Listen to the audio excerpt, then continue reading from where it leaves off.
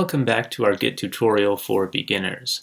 In this video we're going to learn how to get faster in Git by adding all files and all changes with shorter commands.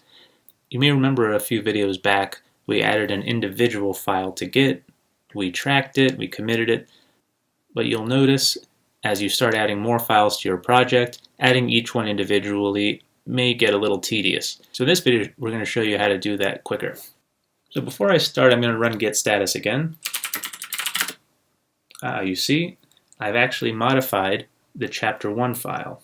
So now I'm going to create a new file. Oops. Now let's run git status again. You can see we've got two messages here. One that we've modified chapter 1, and the next message is we have an untracked file, chapter 2. So what if I want to go ahead and add the modifications to chapter 1 and include chapter 2 for further tracking with one command? So a way to do that quickly is with the git add command again, but with the all option. Git add tac all. Now run git status.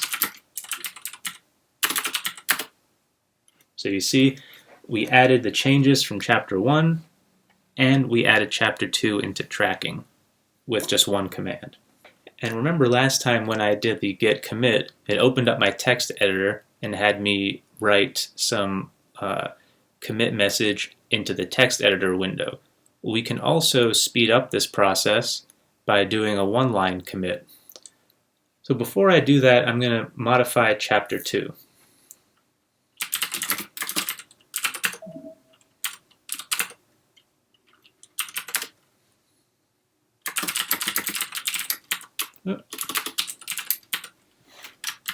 So we'll save it and quit.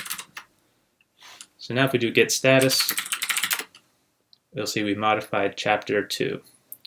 So now let's say I did some extensive editing on all of the files in the project that are being tracked, and I wanted to add the changes and commit and do the commit message with one command. So I don't need to add all the changes individually and do a commit message. I just want to do it all in one command. So let's clear the screen. And that one command is git commit tac am followed by your commit message in quotes. Let's say added and modified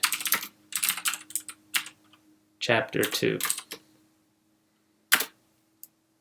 So now you see in our commit message, which was committed to master, there was 2 files and 6 insertions.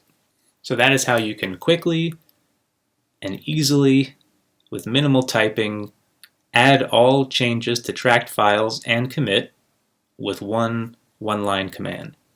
Now stay tuned for the next video where we're going to talk about using branches in Git.